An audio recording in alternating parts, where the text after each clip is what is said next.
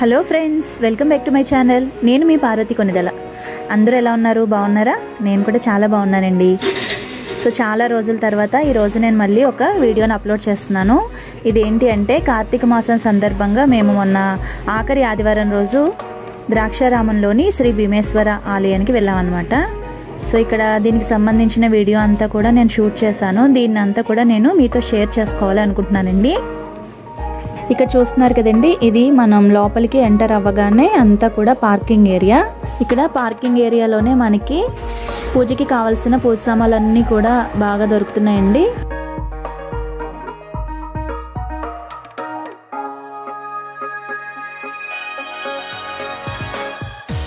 అభిషేకానికి సంబంధించిన పూజ సామాన్లన్నీ కూడా ఇక్కడ మనకి అవైలబుల్గా ఉన్నాయి.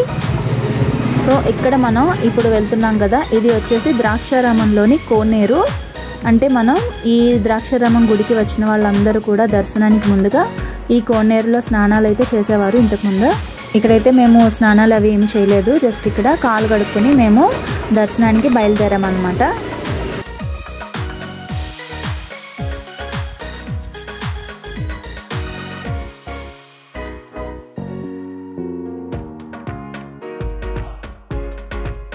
చెప్పాలంటే ఇక్కడ నార్మల్ డేస్లో అయితే చాలా క్రౌడ్ అనేది ఎక్కువగా ఉంటుంది, కానీ ప్రజెంట్ సిచ్యువేషన్ వల్ల కొంచెం రద్దీ అనేది తక్కువగా ఉందండి.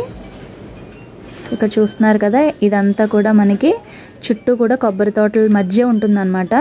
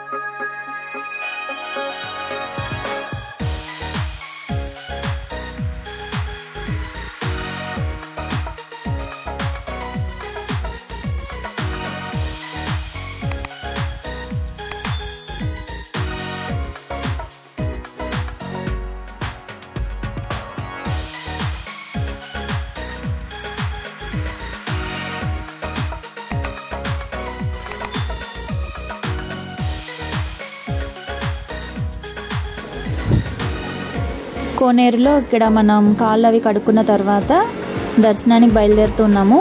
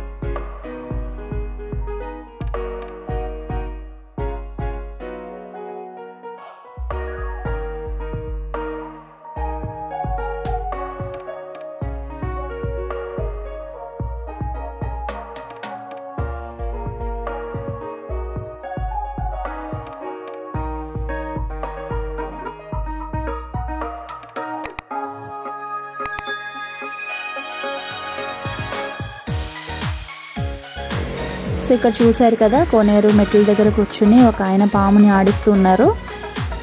సో సరదాగా మా బాబు చూస్తానంటేనో ఆగామన్నమాట. దానికి అదేంటంటే బాగా ముసలిది అయిపోయిందంట, కూరలు ఏమీ లేవు, ఏమీ చేయదు అని చెప్పేసి ఆయన చెప్తున్నారు.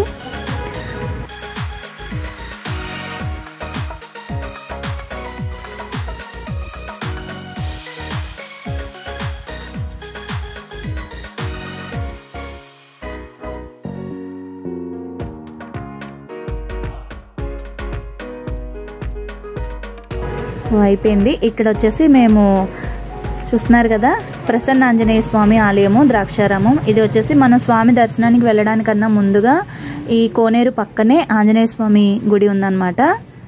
శివుని దర్శనానికి వెళ్ళడానికంటే ముందుగా మనం ఇక్కడ ఆంజనేయ స్వామిని దర్శించుకోవాలి అని చెప్పేసి అంటున్నారు.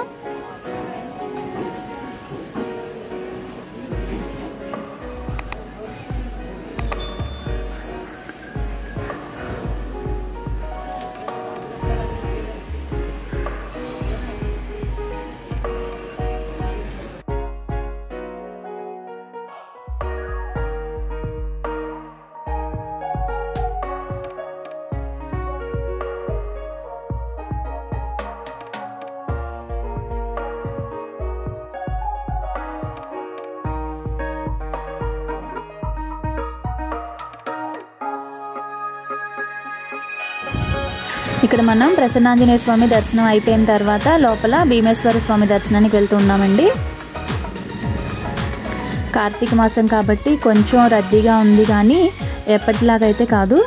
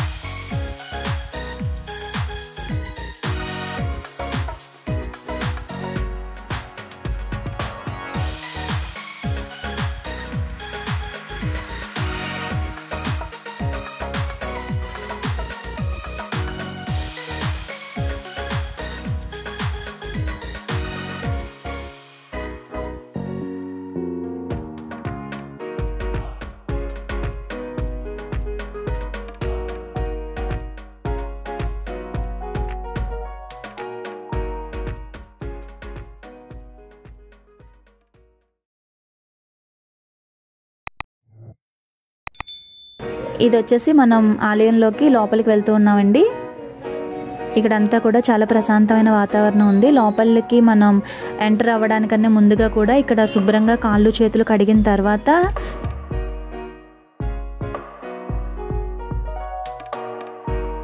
శానిటైజ్ చేసిన తర్వాత మాత్రమే మనల్ని లోపలికి అలౌ చేస్తున్నారనమాట. చూస్తున్నారు కదా, లోపలంతా కూడా చాలా ప్రశాంతంగా ఉంది.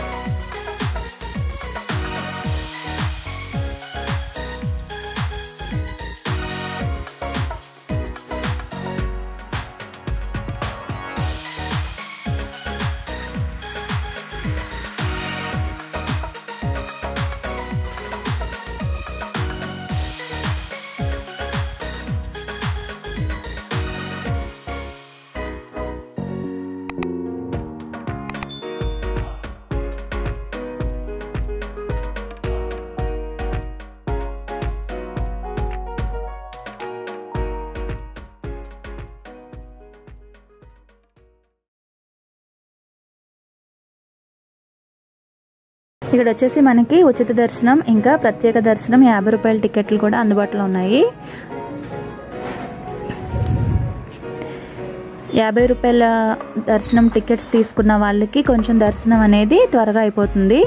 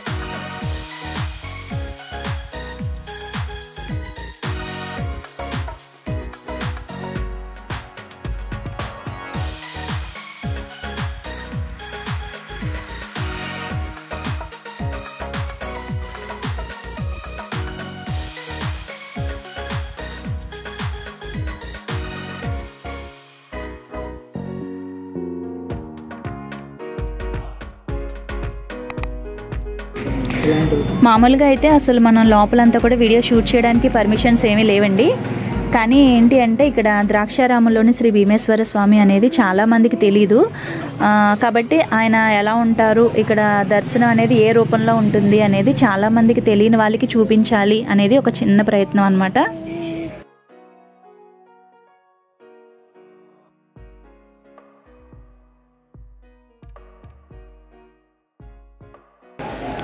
ఇక్కడ దర్శనం చేసుకుని బయటకు వస్తూ ఉన్నామండి. బయటకు వచ్చే దారిలో మనకి ఇక్కడ నందీశ్వరుడు కనిపిస్తూ ఉన్నారు కదా. సో మన అందరికీ తెలిసిందే ఏంటి అంటే మనం శివుడికి ఏదన్నా కోరికలు చెప్పాలి అనుకున్నప్పుడు నంది చెవిలో కనుక చెప్పినట్లయితే అది నేరుగా శివుడి దగ్గరికి వెళ్తుంది అని చెప్తూ ఉంటారు కదా.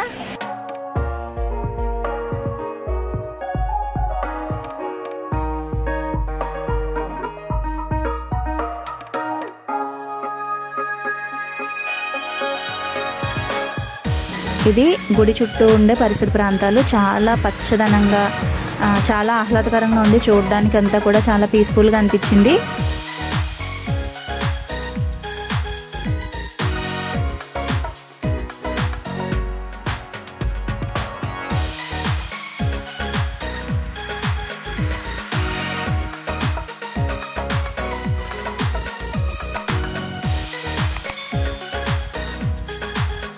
కార్తీక మాసంలో శివుని సన్నిధిలో దీపాలు వెలిగించడం అనేది శుభప్రదం అని అందరూ చెప్తుంటారు కదా. ఇక్కడ కూడా ఒక శివలింగం లాగా ఏర్పాటు చేశారు.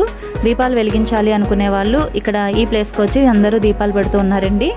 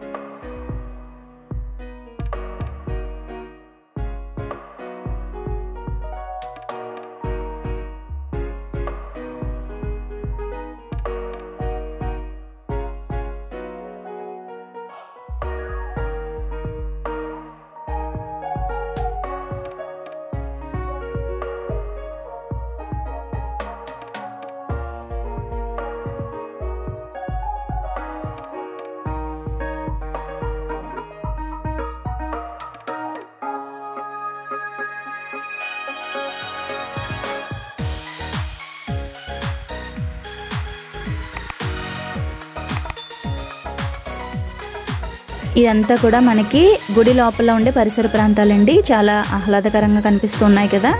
సో ఇక్కడ మనకి ఈ వీడియో అయితే నేను ఇంతటితో ముగిస్తున్నాను. చూశారు కదండి, ఇది ద్రాక్షారామం యొక్క వ్యూ అన్నమాట.